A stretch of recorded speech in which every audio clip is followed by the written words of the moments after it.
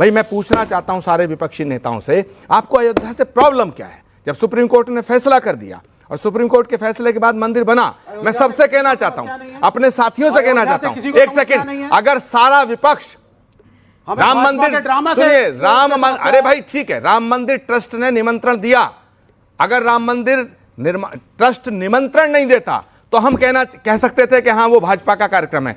और इकबाल अंसारी को बुलाया गया, इकबाल अंसारी आ गए। अब तुम कौन भाई, मैं खामखा जो लड़ रहे थे बाबरी मस्जिद की तरफ से वो आने को तैयार हो गए, मगर ये अब हमारे इवेंट में हम क्यों आए? वही तो प्रॉब्लम है आपकी, वही तो प्रॉब्लम है आपकी। आपका इवेंट था, बीजेपी के साथ भाजपा का इवेंट था या प्रधानमंत्री का इवेंट था? अरे भाई 2024 के लिए माफ करिए यार, बहुत गुस्से में ही। मगर आपको एक गंभीर बात बताता हूं, राम से नहीं लड़ा जा सकता है, सनातन से नहीं लड़ा जा सकता है। राम भारत की आत्मा है और भारत से लड़ेंगे तो फिर हमारा बुरा हाल हो जाएगा। भैया राम से मत लड़ो, बीजेपी को लड़के हराया जा सकता है लेकिन राम को लड़के नहीं हराया जा सकता। एक सकारात्मक पंक्ति कहना चाहूंगा कि राम जन्मभूमि मुक्त यज्ञ है, महान यज्ञ, ऐसे यज्ञ में आहुति देनी हमें चाहिए। देश धर्म संस्कृति का जो भला करे नहीं, ऐसी कोई बात हमें कहनी नहीं चाहिए। दोस्तों नमस्कार। दोस्तों आप देखिए, जब से राम मंदिर बना है तब से ही विपक्ष वालों के आग लगी हुई है। विपक्ष वाले ये सोच रहे हैं कि किस तरीके से हम राम मंदिर के मुद्दे को बीजेपी का मुद्दा बना दें। देखो दोस्तों, इनके दिमाग के अंदर कितने गंदे कीड़े चलते हैं। इन्होंने कभी ये नहीं सोचा कि भारत की जो शान है वो राम मंदिर है, तो जो राम मंदिर के साथ जुड़ जाएगा वो राम का हो जाएगा। लेकिन इन्होंने हमेशा भगवान राम का अपमान किया, इन्होंने हमेशा हिंदू धर्म का अपमान किया, इसीलिए आज ये मिट्टी में मिलते जा रहे हैं। दोस्तों ये कभी भी सुधर नहीं सकते, क्योंकि इन्होंने सिर्फ हिंदुओं के साथ नफरत की है। इनका सिर्फ एक ही एजेंडा है कि हिंदुओं से नफरत की जाए, हिंदुओं को किसी तरीके से नीचे दिखाया जाए, और इसी चक्कर के अंदर ये बर्बाद होते चले गए। दोस्तों इतिहास उठा के देख लो, जिसने सनातन को दबाने की कोशिश की है वो मिट गया है या बर्बाद हो गया है। इसका सबसे बड़ा एग्जांपल आज आपके सामने है, यूनाइटेड किंगडम, इंग्लैंड बर्बाद हो चुका है दोस्तों, खत्म हो गया। जिसने इतना लूटा था हमें, अब बारी इनकी है। दोस्तों प्लीज कमेंट्स कीजिएगा, वीडियो को लाइक और चैनल को सब्सक्राइब जरूर कीजिएगा। वीडियो पसंद आए तो सब्सक्राइब जरूर कीजिएगा चैनल को। Thank you very much. इसको अब ऐसा लगने लगा है कि ये जो भाजपा के खिलाफ जो लोग हैं ये भाजपा के खिलाफ नहीं है, ये राम के खिलाफ हो गए। इस परसेप्शन को हमें बदलना पड़ेगा। जो बीजेपी के विरोधी दल हैं जो इकट्ठा होकर के इंडिया गठबंधन में शामिल हो रहे हैं, पहली बात तो यह है कि उनमें आपस में इतना नाइत्तफाकी है कि वो एक हो नहीं पा रहे हैं, उनके दिल नहीं मिले हैं, वो दलों को मिला रहे हैं। मैं कहना चाहता हूं कि पहले दल बाद में मिलते रहेंगे, पहले दिल मिलाओ। दूसरा मैं कहना चाहता हूं कि भगवान आपको लग रहा है दिल मिल जाएंगे? आपको लग रहा है ममता बनर्जी और कांग्रेस, ममता बनर्जी की पार्टी और कांग्रेस का दिल मिल रहा है? आपको लग रहा है अधीर बाबू क्या क्या बोलते हैं, दिल मिल रहा है? सुनो मेरी बात अमीश देवगन, आप और कांग्रेस का दिल मिल रहा है? अगर बिना दिल मिले निकाह होगा तो तलाक जल्दी होगा। अरे यहाँ तो निकाह तक नौबत ही नहीं आ रही।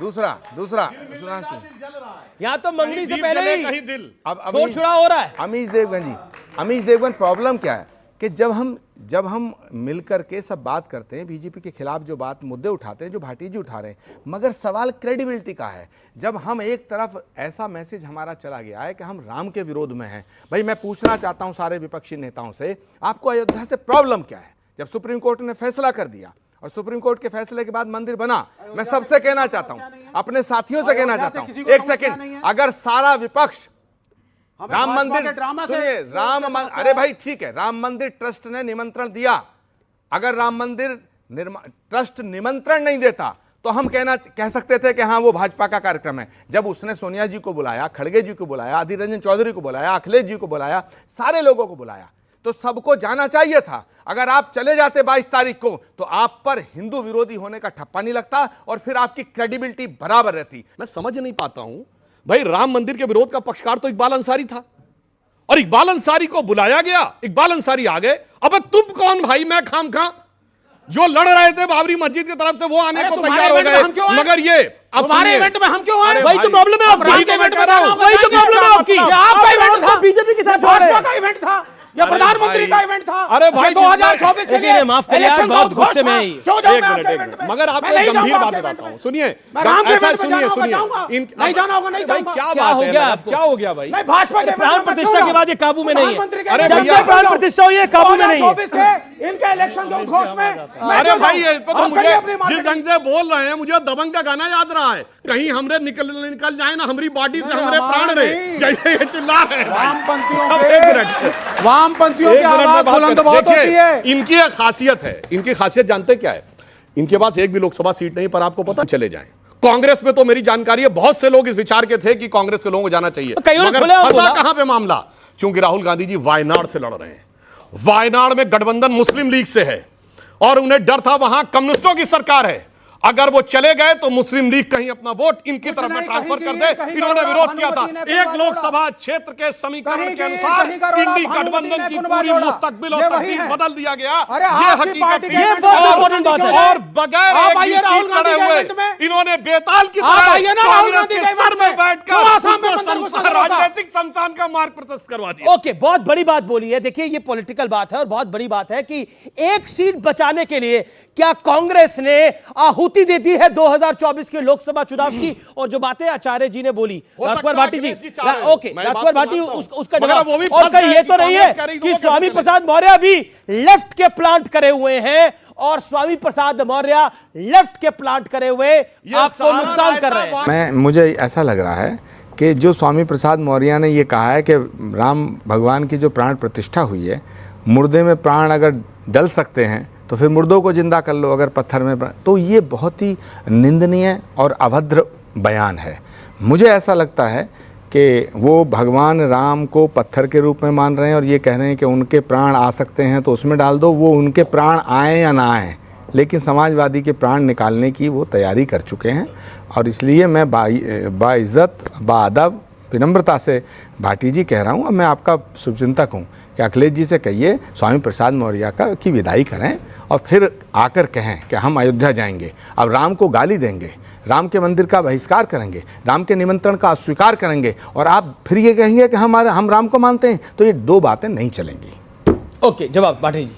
प्राण प्रतिष्ठा समारोह में केंद्रीय मंत्री अमित शाह जी भी नहीं गए, बीजेपी के पितामह लाल कृष्ण आडवाणी जी भी नहीं गए, मुरली मनोहर जोशी भी नहीं गए और सैकड़ों हजारों कार्यकर्ता मतलब नेता नड्डा जी भी नहीं गए। भारतीय जनता पार्टी के नहीं गए।